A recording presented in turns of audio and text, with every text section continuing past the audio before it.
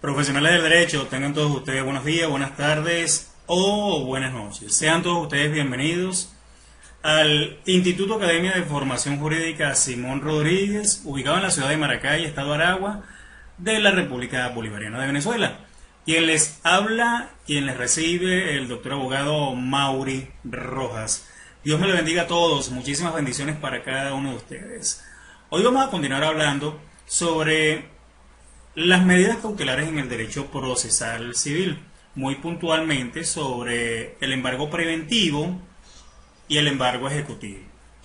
De una manera completamente sustantiva, estableceremos las nociones generales sobre esta figura tan interesante que cada día nos apasiona más, por ser una de las medidas cautelares más preponderantes o más utilizadas dentro del proceso judicial civil. El embargo preventivo lo podemos definir de una manera muy categórica y básicamente representa el acto judicial a requerimiento de parte, en virtud del cual se sustrae de un depositario cualquier bien mueble del poseedor contra quien obra. Indudablemente esto representa el objeto de suspender los atributos de su derecho de propiedad. Los presupuestos que le dan existencia y configuran las consecuencias del embargo lo tenemos estipulado directamente en el Código de Procedimiento Civil a partir del artículo 585 y estipula tres fundamentos interesantes, ¿no? Tres presupuestos, entre ellos el fumus bonis iuris o humo del buen derecho, también conocido como la apariencia del derecho reclamado. De la misma manera, el periculum in mora, que quiere decir peligro en la demora, y finalmente la pendencia de un proceso principal. Estos son tres presupuestos que lo tenemos muy bien vinculados con el Código de Procedimiento Civil, este que tengo acá en la mano a partir del articulado 585. Cuando hablamos o cuando nos referimos directamente al fumus bonis iuris, es decir, humo del buen derecho o apariencia del derecho reclamado, nos estamos refiriendo muy particularmente a la existencia de elementos probatorios que llevan el espíritu del juzgador, que está justificado, a entender que está justificado el derecho sostenido por el solicitante, aun cuando en la definitiva resulte lo reclamado, ya que el juzgador, por considerar que existe esa probabilidad que algunos autores denominan probabilidad cualificada, quienes al insistir que es un presupuesto, quienes insisten en este presupuesto señalan que la adopción de la medida cautelar solamente es posible en cuanto aparezca como jurídicamente aceptable a la posición material del solicitante. Al entrañar una anticipación de la ejecución, lesiona por sí sola la esfera jurídica de la parte demandada, privándole, aunque sea parcialmente, de su posición de un hecho preeminente. Se requiere, por este motivo, una justificación que legitime la lesión producida por la medida cautelar. Es como el auto de detención de un presunto indiciado en el cual el juez toma indudablemente la terrible decisión de privarlo de libertad, fundado por supuesto en indicios, aun cuando éste pueda resultar a la postre sin ningún tipo de responsabilidad penal o culpabilidad, como erróneamente se le denomina a este acto, en el hecho por supuesto que se le investiga. La apariencia del derecho es de entender que no supone que el juzgador ha prejuzgado, ni que tenga por cierto los hechos y el derecho alegado por el actor. Es completamente incidental, así como la misma medida, y nunca valorativo de cuánto constituye lo principal del delito, de la sanción, del pleito, del conflicto, pues esa presunción grave del derecho reclamado puede desvirtuarse directamente durante el debate procesal, muy específicamente al reclamarse, al decretarse una medida preventiva que se esté ventilando en este sentido. También otra de las figuras que señala el artículo 585 es el periculum in mora, o lo que es lo mismo señalar peligro en la demora. Aquí el legislador refleja en la frase que existe un riesgo completamente manifestado de que quede ilusoria la ejecución del fallo. Está referido al temor fundado de que la voluntad, insisto, de que la voluntad de la ley contenida en una sentencia definitiva sea totalmente nugatoria. Es la provisión contra la insolvencia, es la provisión contra las conductas que tiendan a evitar la ejecución de la sentencia definitiva. Es realmente la verdadera garantía de la actividad y de la insistencia o de la existencia de la jurisdicción. Como en el proceso, en una marcha lenta hacia el esclarecimiento de la verdad como condición sine qua non para poder dictar el fallo definitivo, puede ser completamente indispensable recurrir a las medidas preventivas para poder asegurar la eficacia de la ley. Por eso es que se han estipulado de esta manera. Y el tercer presupuesto, que señala el artículo 585 del Código de Procedimiento Civil, es la pendencia de un proceso principal. En Venezuela no se ha aceptado la justicia cautelar completamente autónoma, de forma que toda institución cautelar es totalmente instrumental como una característica y que ésta forma parte del proceso.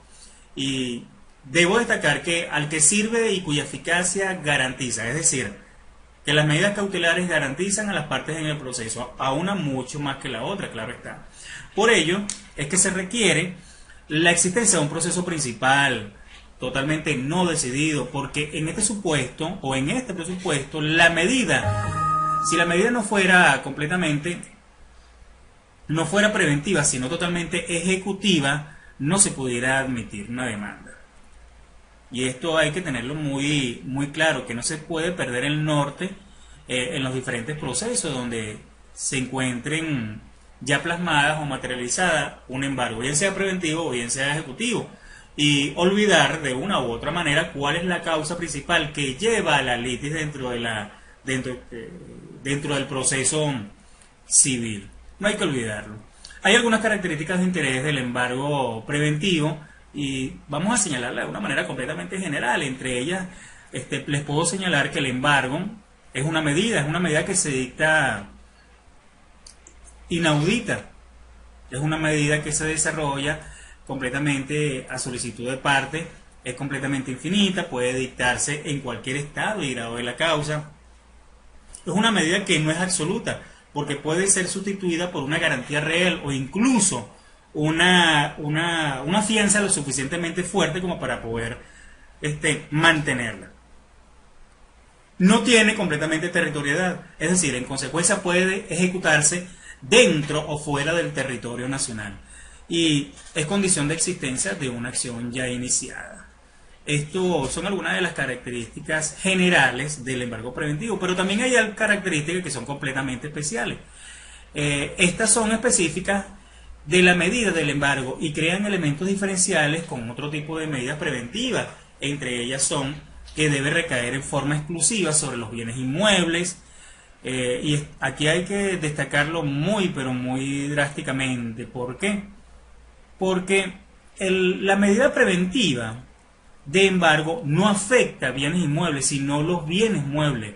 Ahora, debo señalar un comentario muy puntualmente de Castán, quien señala que las medidas preventivas, el embargo preventivo, representan todas aquellas cosas que están careciendo de situación fija y pueden ser trasladadas, es decir, las medidas preventivas recaídas directamente por bienes muebles. Son aquellas que pueden ser, los muebles son aquellos que pueden ser trasladados de un lugar a otro sin detrimento de su propia naturaleza. El embargo de bienes muebles debe recaer directamente en bienes que sean de propiedad de la persona contra quien se dirija el decreto. Hay que destacar que la propiedad corresponde al tercero opositor a la medida del embargo, ya que el beneficiario por el decreto se limita totalmente a señalar los bienes que en su criterio son de su propiedad, del que sufre la medida, por aparentar estar, y dichos bienes bajo el dominio del embargo se encuentran siempre ocultos a la luz, del proceso judicial de la parte demandante, ¿no? Y aquí el actor principal debe estar consciente de este tipo de posibilidades y señalarlo, ¿no? Señalarlo directamente en sus diferentes escritos judiciales a los fines de que el jugador o a los fines de que el legislador a solicitud de parte tome otro tipo de medidas que pudieran ser las señaladas innominadas. Hay que destacar también que otro de los tipos de embargo que tenemos o de los cuales dispone el Código de Procedimiento Civil es el ejecutivo. El embargo ejecutivo consiste en la aprehensión por la autoridad judicial de un bien mueble o inmueble y su puesta en manos de un depositario para su ulterior venta en remate a los fines de satisfacer el pago de cantidades de dinero ordenadas por la sentencia.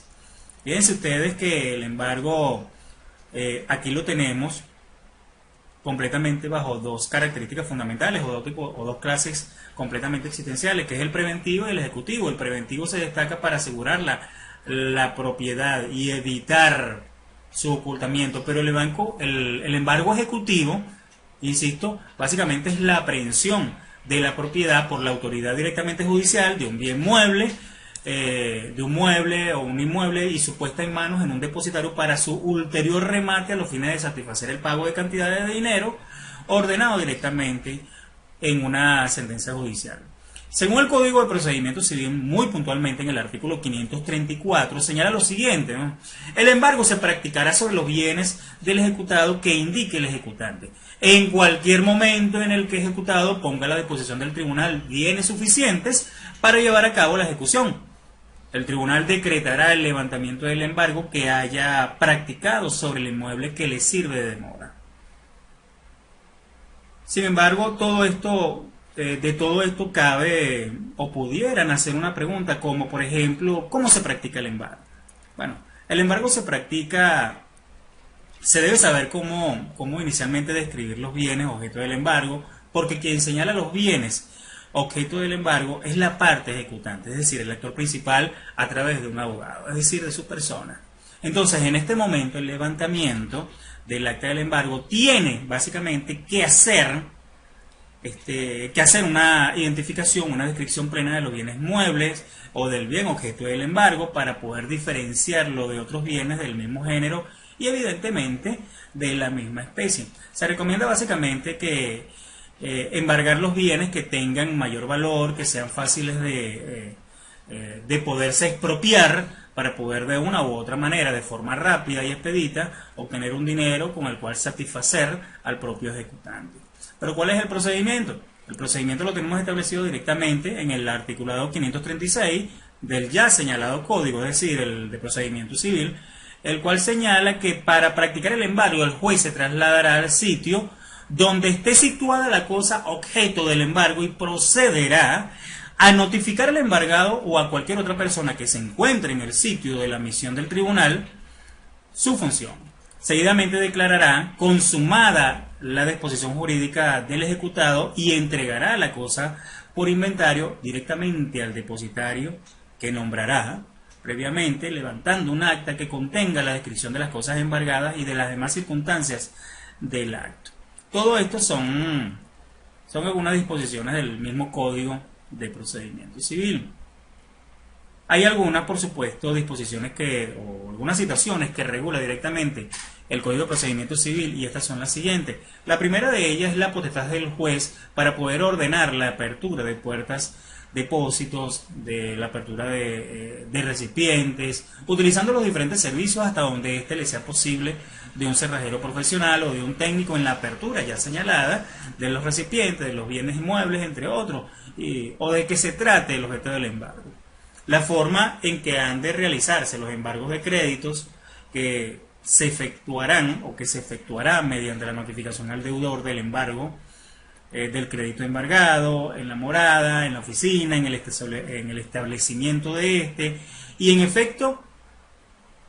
defecto de la presencia de esta se efectuará mediante una notificación directamente al representante legal o judicial de la persona jurídica. He aquí algunas de las disposiciones que señala el Código de Procedimiento Civil y también es importante rescatar lo que señala el artículo 597 del Código, el cual refleja la práctica del embargo ejecutivo y señala allí que esta es una de las características del procedimiento de ejecución, Es como ha nacido básicamente una situación, como por ejemplo un título ejecutivo, que es básicamente una sentencia definitivamente firme. Hay situaciones en las cuales también es necesario reconocer que son importantes, como por ejemplo, que es un depositario judicial. El depositario judicial representa básicamente a la luz del poder jurisdiccional la persona que la ley le confiere la guardia y custodia y la administración de las cosas embargadas, sobre las cuales pasa la medida cautelar. Llámese una medida innominada, llámese una medida nominada, en las cuales haya necesidad de transferir la posesión y que por órgano jurisdiccional se le confiere esa posesión, que es de carácter completamente obligatorio. El depositario básicamente es un funcionario auxiliar de la justicia y como tal está sujeto a recusaciones o a inhibiciones puestas de manifiesto por el demandado o por el demandante, incluso porque se pueden presentar este tipo de hechos. Hay que destacar que también el mismo Código de Procedimiento Civil establece algunas otras disposiciones, entre las que destacan cuáles son los derechos que tiene el depositario, entre ellos cobrar y recibir las rentas y alquileres, las pensiones de arrendamiento, los sueldos, los créditos embargados, también percibir y vender los frutos de la cosa juzgada o embargada, lógicamente previa autorización del tribunal, cobrar sus emolumentos en la cantidad y la forma prevista en la ley, entre otros. Otra de las figuras que también señala el Código de Procedimiento Civil, otro de los elementos es el justiprecio, y el justiprecio básicamente representa el justo precio de la cosa que es fijado por los peritos. Ahora, ¿cuáles son los requisitos para ser perito?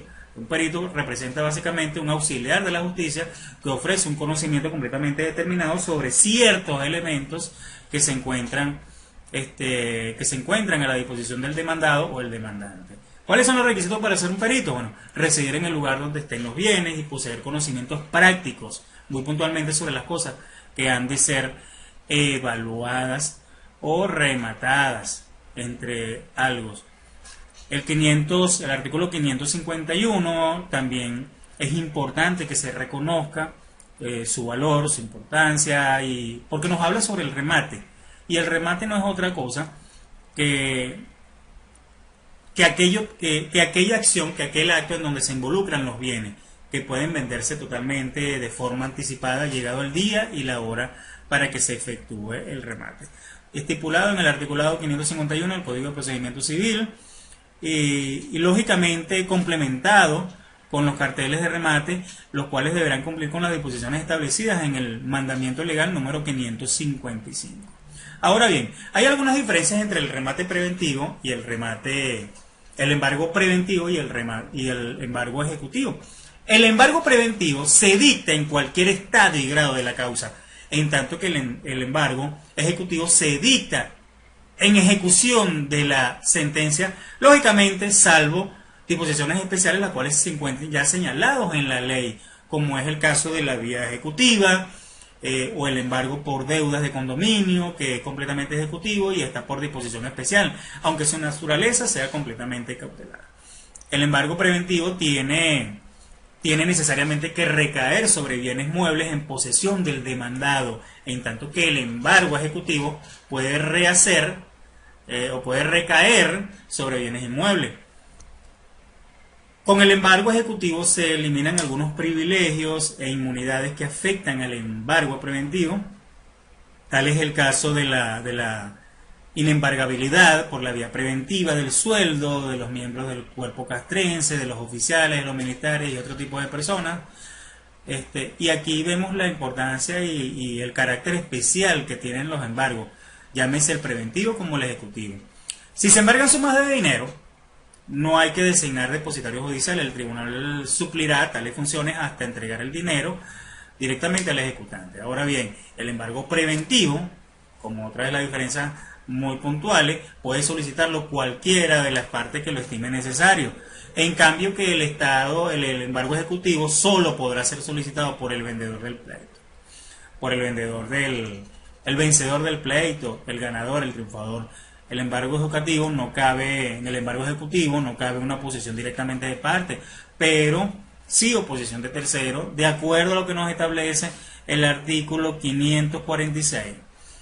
Dicho esto, mis estimados, entonces, ya habiendo dado un paseo directamente por los diferentes derroteros del embargo preventivo, del embargo ejecutivo, como medida cautelar directamente utilizada en el derecho procesal civil, ya es conveniente sí manifestar la importancia que tiene esto, pero el conocerlo abiertamente en profundidad también es sumamente relevante para los profesionales del derecho, ya que al momento de escoger la medida cautelar sustitutiva, esta debe ser la más idónea, y por supuesto la que, de acuerdo al principio de proporcionalidad de la ley, se asimile directamente y que ofrezca las diferentes garantías para que con el caso principal se está tratando o se ventila como un pleito directamente en el tribunal. Dicho esto, mis estimados profesionales, muchísimas gracias por estar presente en este ambiente virtual y conversar un poco acerca de las medidas cautelares en el derecho procesal civil venezolano. Sin más que decir, me despido gratamente en bendición y decretándoles los milagros maravillosos de parte de Cristo para con sus vidas. Dios me les bendiga, se les cuida, se les quiere.